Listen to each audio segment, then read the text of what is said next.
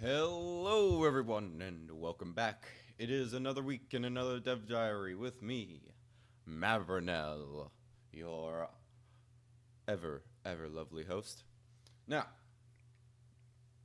today we have Dev Diary number 60, Psionics and the Shroud.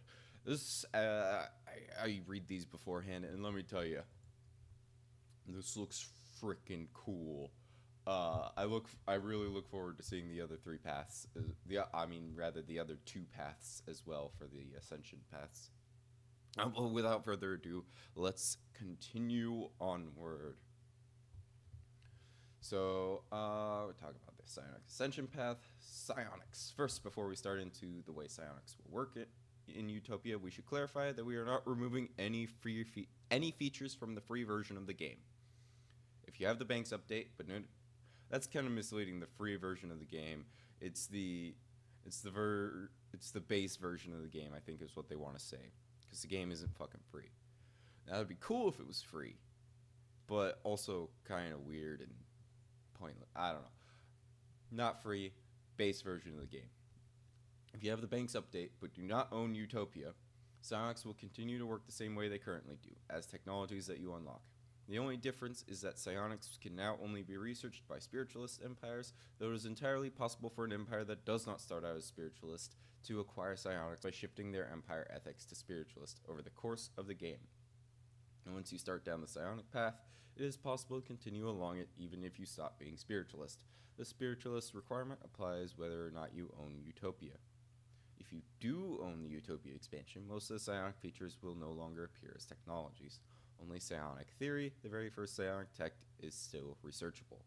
To get access to the rest of the psionic path, you will need to pick the Mind over Matter Ascension perk to start your empire on the psionic ascension path.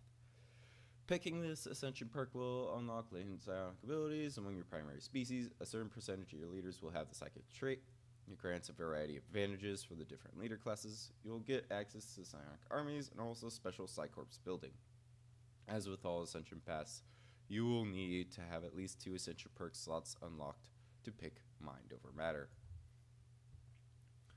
Alrighty then. And so we have the Mind over Matter perk here. Is Psychic, gives research speed plus 10%, survey speed plus 25%. Alright, let's go ahead and read Mind over Matter real quick. Since the dawn of our civilization, tales have flourished of mighty sorcerers wielding powers that can only be described as supernatural in nature. These rare savanti could supposedly invade the minds of their fellows, lift heavy objects with merely a thought, or perform any number of other magical feats. Until recently, these stories were just that, stories. Now, however, our scientists have finally obtained conclusive evidence that proves the psionic potential inherent in certain savanti individuals. Although only a very small minority of our species as a whole seems to be gifted with psionic powers, their numbers relative to the total population have grown steadily over just the last few centuries. Whether this is due to some kind of sudden evolutionary growth spurt, or because something has triggered latent psionic abilities that were always present in our genetic code, scientists cannot say. A glimpse perhaps of the future that awaits us. Alright, give me one. I need to drink tea. Oh, dry throat.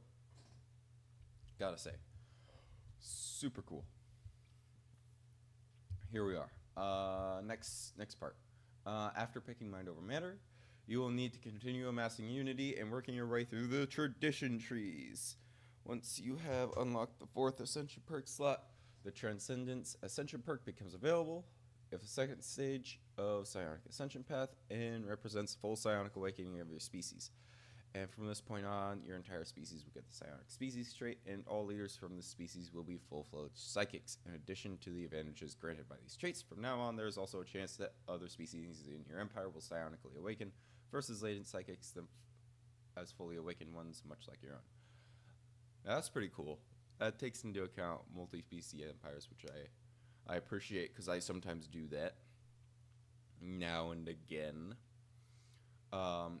By the way, if you aren't keeping up with this Ascension perk thing, go check out Dev Diary, I think number 56. I think they talk about. I think they talk about it in that one. Go take a look at that. Read up on that. Because this is all based off of the tradition trees that they're adding in, which is a pretty cool feature if I don't mind. Which I don't mind saying so myself. It's pretty neat. Pretty neat. All right, let's take a look at the Great Awakening text. One more. It was really drying out my throat. The Savante species has experienced what can only be described as a great awakening. For a time now, we have been aware of the great psionic potential in our species, but such powers have only manifested themselves in a small minority. Until now. Almost overnight, Savante everywhere have unlocked their full psionic capacity. It is as if some sort of communal pool of Savante psychic energy finally reached a critical tipping point, collectively awakening the latent abilities of our brains. Telepathy has already replaced most verbal communication between Savante, and this is only one small example of the innumerable changes our society is faced with. We are now tied together in a way few of us could have ever imagined. The veil has been lifted. Oh, it's so cool! The only downside to this is you have to run as a spiritualist empire, which I don't really like doing. But goddamn, I might have to do a spiritualist run just so I can do psychic. But I do like my materialist runs, so I'm probably gonna do robot first. More, but at any rate, let's take a look at the Shroud. Not long after fully awakening, your species will become aware of the Shroud. The Shroud is the realm for which psychics draw their power, a strange dimension very unlike the material universe, a place of opportunity and danger alike. To begin exploring the Shroud, you will need to complete a special society research project that, once completed, will give you access to the Shroud in the context view. Each time you wish to enter the Shroud, you will need to expend a considerable amount of energy in the form of energy credits, though this cost can be reduced by having access to the Zero Dust strategic resource. So, this is the warp from 40K, right? Anybody? Warp? Yeah? Okay, let's see if I'm gonna be confirmed in my thinking that it's the warp here, because I'm pretty sure this is just the warp. Like a muffled whisper in a dark room, the Shroud calls to us from within our minds. It is a primordial realm of pure psychic energy that came into being at the dawn of time. All creatures that have been gifted with psionic abilities tap into the Shroud in some way to draw power, even if only subconsciously. Since our transcendence, we have begun to see the Shroud with greater clarity. There are patterns where once even our strongest telepaths could see only a formless mass of swirling energy. There are other things as well, spirits of a sort that gaze back on us from the other side, sometimes with curiosity, sometimes with kindness, and sometimes with malice. We are still in the process of learning the extent of our new powers, but it may be possible for us to commune with these spirits. It will require the combined efforts of our most powerful telepaths. We must explore the Shroud. Alright, and talking to the Shroud here, which, by the way, that looks frickin' cool. Ooh, look at that background. Anyway, sorry. The Shroud.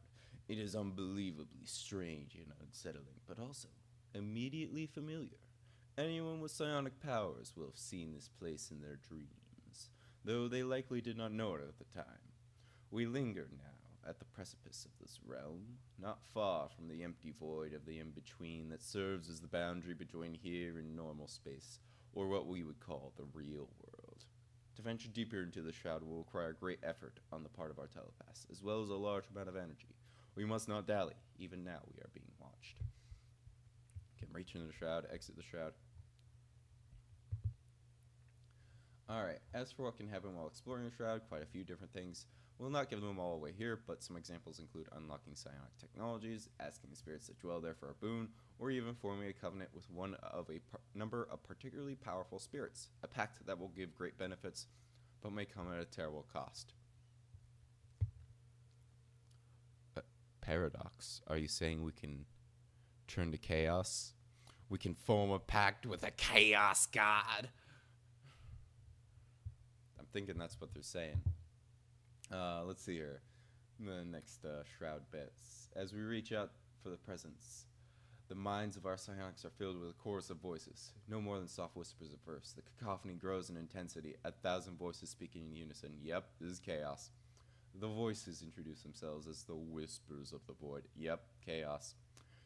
They claim to be privy to all knowledge whispered in secrecy from one mortal to another, and offer to share of these secrets with us.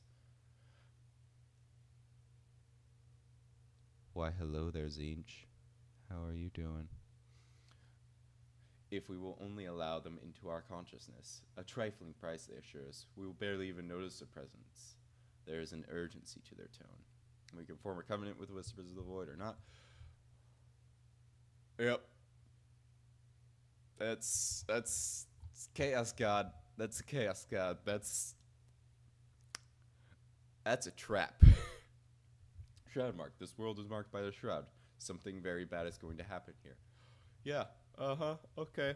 Neat. That's all for today. Next week, we'll be coming back to factions and how you can use them to change your empire ethics. We'll also be talking about indoctrination. See you then. Huh. Cool. So,